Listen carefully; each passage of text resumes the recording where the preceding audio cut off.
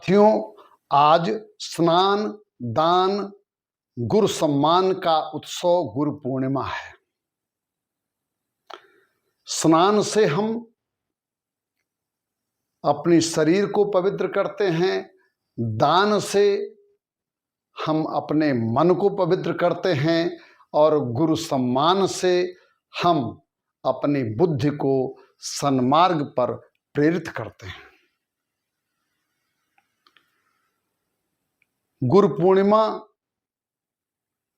को व्यास पूर्णिमा भी कहते हैं। कृष्ण को जगत गुरु कहते हैं।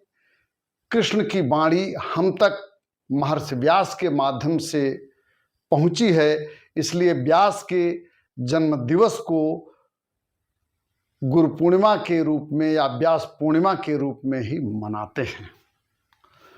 गुरु का अर्थ है अंधकार से प्रकाश की ओर ले जाने वाला।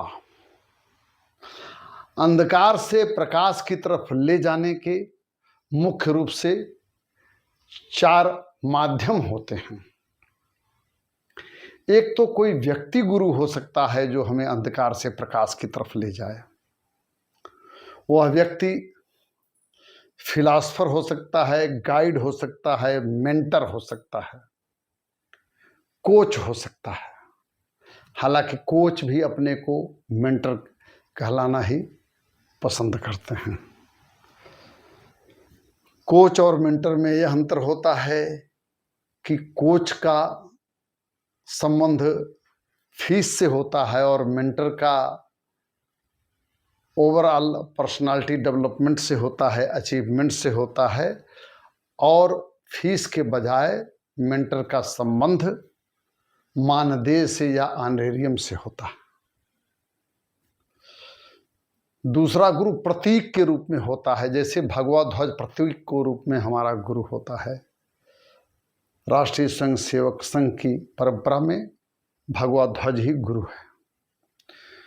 तीसरा कोई ग्रंथ, गौरव ग्रंथ हमारे गुरु की पदवी धारण कर सकता है। जैसे सिख पंथ में गुरु ग्रंथ साहिब को ही गुरु माना जाता है। अंतिम रूप से ग्रंथ साहब को ही गुरु मान लिया गया। चौथा रूप है कि जब कोई सजग, सचेत और सतर्क होता है तो ऐसा व्यक्ति स्वयं अपना गुरु होता है।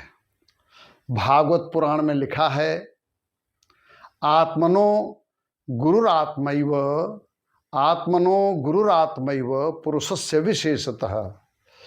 अपना व्यक्ति का विशेष गुरु जो होता है वह स्वयं अपने आप होता है व्यक्ति। गुरु की महिमा के बारे में शास्त्रों में अनेक तरीके से वर्णित किया गया है।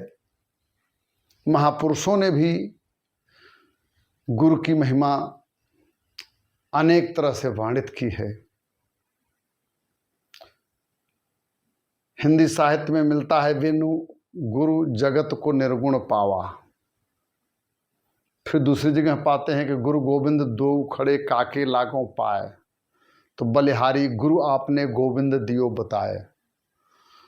तो गुरु को भगवान से भी पहले माना, क्योंकि गुरु ही हमें ज्ञान का मार्ग बताता है और बिना मार्ग बताए बड़ा अगम और अगोचर लगता है सब कुछ।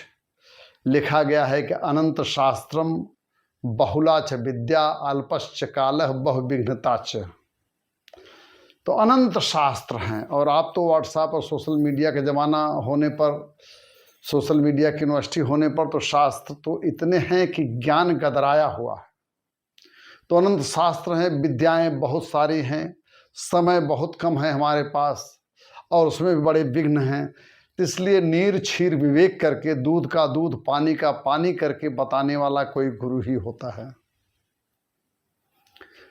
तो गुरु को ब्रह्मा विष्णु भी बताया गया। गुरु ब्रह्मा, गुरु विष्णु, गुरुदेव महेश्वरः, गुरु साक्षात परब्रह्म तस्मै श्री गुरुवे नमः। तो गुरु को साक्षात परब्रह्म ही बताया गया संस्कृत साहित्य में। मेरे पिताजी श्री पारसनाथ द्विवेदी जी ने गुरु की महिमा में एक श्लोक लिखा जो मुझे वर्बैटिम याद है। युग युगार्जित पुण्य पयो निधिम भुवन मंडल मंडित मंडनम नमनमाचरतो गुरुमाहितम भवति तस्य सुखम परमाद्भुतम।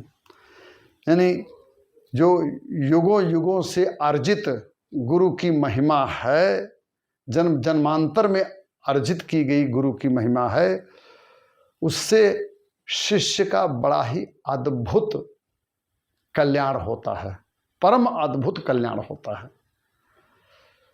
मैंने